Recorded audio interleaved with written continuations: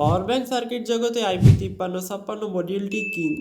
বাজারে এতগুলো power bank circuit থাকা সত্ত্বেও কেন আমি IP5356 বেসড মডিউলগুলোকেই সেরা বললাম? তো চলো বিশ্লেষণ করে দেখা যাক।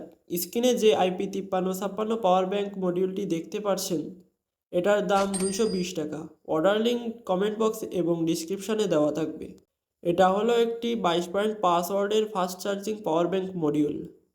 পোর্ট হিসেবে এখানে 4টা পোর্ট ব্যবহার করা হয়েছে। একটি টাইপ সি পোর্ট, দুটো USB-A পোর্ট, একটি লাইটনিং পোর্টও রয়েছে। প্রোটোকলের দিক থেকে মডিউলটি USB PD 3.0, PD 2.0, QC 3.0, QC 2.0, AFC, FCP, SCP and book প্রোটোকলগুলো সাপোর্ট করে। আমার কাছে USB টেস্টার নেই বলে আমি দেখাতে পারছি না, তবে এই প্রোটোকলগুলো সাপোর্ট করে। আমি এটা নিজস্ব পাওয়ার ব্যাংকে ব্যবহার করছি। ডাটাশিটের মতে এটার এফিসিয়েন্সি 90 থেকে 95% ক্লেম করলেও বাস্তবে সেটা 80 থেকে 85%, যেটি অনেক ভালো।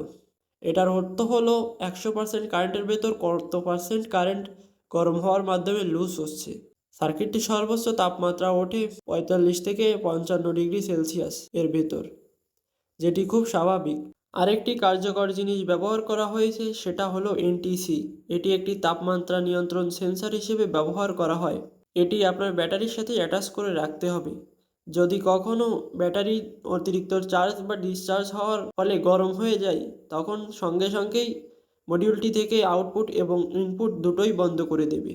চার্জিং ইন্ডিকেটরের জন্য ব্যবহার করা হয়েছে একটি LED ডিসপ্লে, যেখানে চার্জের পার্সেন্টেজ এবং ফাস্ট চার্জিং আইকন এগুলো শো করবে। আরেকটি গুরুত্বপূর্ণ বিষয়, যখন আপনি মডিউল এবং ব্যাটারির কানেকশন করবেন তখন পোলারিটি ঠিক রাখবেন, তা না হলে আপনার সার্কিটটি নষ্ট হয়ে যেতে পারে।